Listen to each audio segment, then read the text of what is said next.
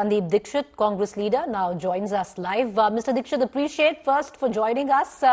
First question, sir. You're taking on Arvind Kejriwal from his seat of New Delhi. What made you pick this seat? Did you pick this seat or did your party pick it for you? Well, I didn't really pick the seat because I have done most of my politics in Delhi from East Delhi, which is the other side of the Yamuna. And therefore, I was when I was asked and told that you have to fight these elections, I was looking for a seat that side. But then I think the party decided that since this is a constituency, I also knew, at least before I became an MP, I had been part of the political process here. So I think they thought that I may probably be, a good candidate from the Congress in this area, and that's why they picked me. Mr. Dikshit, I didn't really pick the seat. Okay, but Mr. Dikshit, do you see yourself as a sacrificial ramp at the behest of the Congress, or do you think you'd be able to give a fight to Mr. Kejriwal? No, I don't think it's a sacrificial lamb. I think it's a very, very good fight. In fact, in the last 7-8 days that I've been going to the NDMC area and the areas which are part of the New Delhi constituency, one thing is very, very clear, that the current MLA has not performed at all in the last 10 years. There's a very serious sense of the fact that he's kind of ignored it. He's not even visited the area. And there are a large number of small to large problems, which he, as a member of the NDMC, as a local MLA, and as a chief minister, could very, very easily have settled. Secondly, there is also a great sense of dissatisfaction on his performance as a chief minister.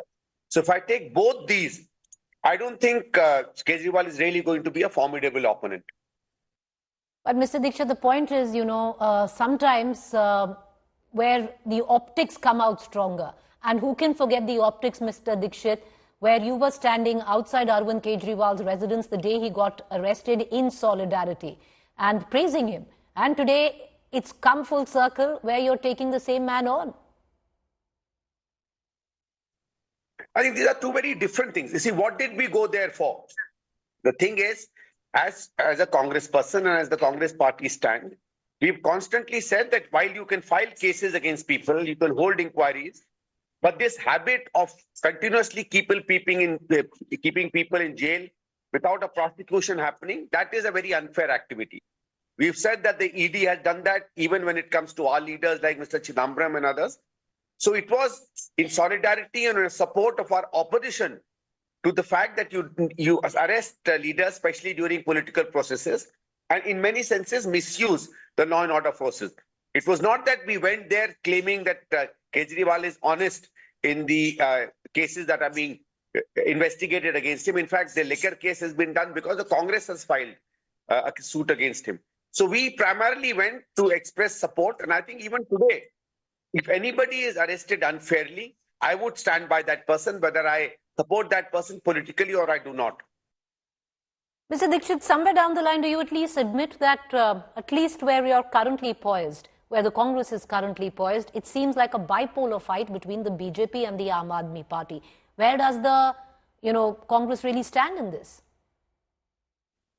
Well, you see, I think this is going to be a very different election for the last two. When you're speaking about this legacy of Sheila Dikshit, it's not just a legacy of Sheila Dikshit. It's a legacy of what the Congress government did for 15 years.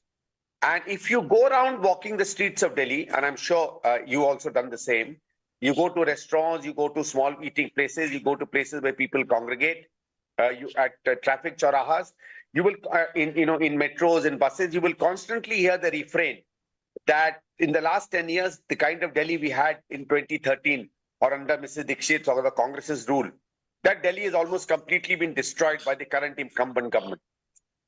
People remember a party or remember its government in myriad ways. And in this case, I think there are a large number of issues on which they are remembering our government.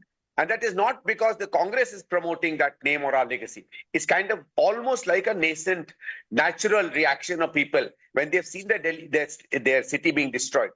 Quite clearly, when people reminiscence about a party and its government, it's time for that party to rise, to present itself as a credible, serious alternative, build a new vision, and you will see that once our manifesto comes out, get back to people and convince them that while you have not been happy with us for 10 years, you do believe now that we did very good work and therefore we are capable of doing even better work. But Mr. Dikshit, you spoke of your mother's legacy, but that was over a decade ago. And today where you stand is not more than 4% vote share, because I'm only looking at figures from 2020, where you had 53.6% for the Aam Aadmi Party, 38.4% for the Bharatiya Janata Party, and the Congress stood at a paltry 4% in 2020. In all of this, do you not think that you will only mar the chances of the Aam Aadmi Party at best, to use a word which I hate using, vote katua, vote cutter, that what will the Congress's lot be? You are assuming that we will get only Aam Aadmi Party voters. I don't think that's a correct assumption. There are a large number of voters of the BJP who also are nostalgic about the great work that our government did.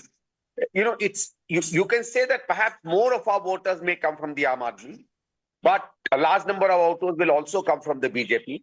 Secondly, the assumption is that while we are rising, and you yourself are saying we may go up to 14, 15, 20, the assumption No, is I'm saying that. No. Sir, I'm not saying you will go to 14, 15, 20. I said you're at 4%, and at best you could go to, logically, you could go to a 10 or a 12%. Which you want to have an answer from me. It could even go up to 25, 30, 35.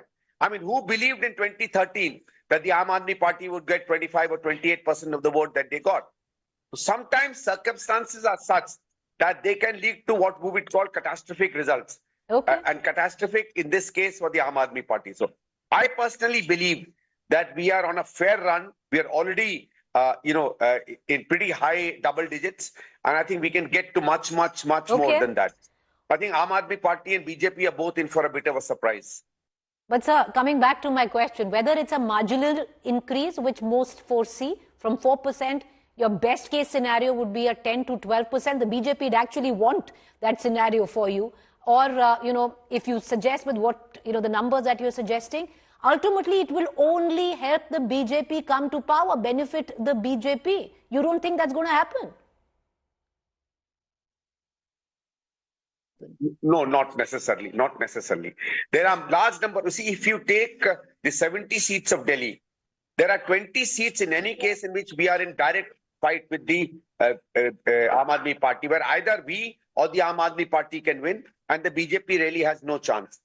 In the other 50 seats, right, the BJP seems to be much more in terms of its fight with the Aam Aadmi. But amongst them also, there are a large number of seats which have been very, very traditional Congress vote banks, which have gone both to the Aam Aadmi Party and to the BJP.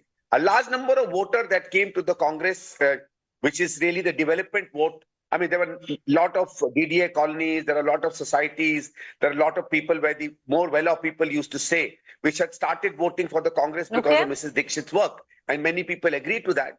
They are not the ones who started voting for Aam Aadmi. They broke from us and went to the BJP.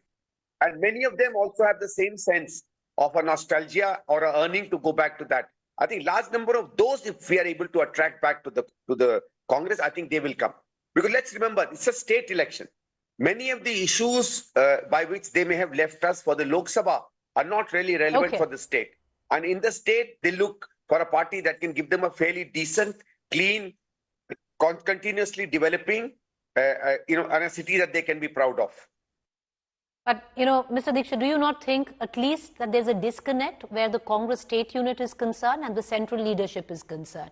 And the reason I say that is, there was the Nyaya Yatra that your party was to take out, which was supposed to be led by none else, Rahul Gandhi. He chose not to do it.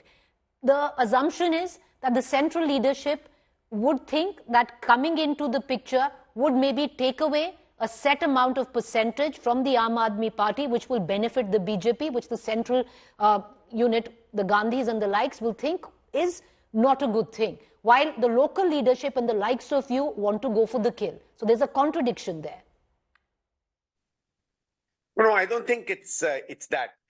See, this was Delhi Nyaya Yatra, and Delhi Nyaya Yatra was about Delhi issues, was about our DPCC president, Mr. Devendra Yadav, and the local leaders wherever they are. I don't think it was really, obviously, if any of our central leaders join us, it's a matter of joy, and it gives a lot of enthusiasm and a kick to our voters. But it was very, very really a local walk. And I remember I was accompanying all through the East Delhi area that had been part of my MPship earlier on. As and when we walked those areas, we were talking about local issues. We were concentrating on local issues.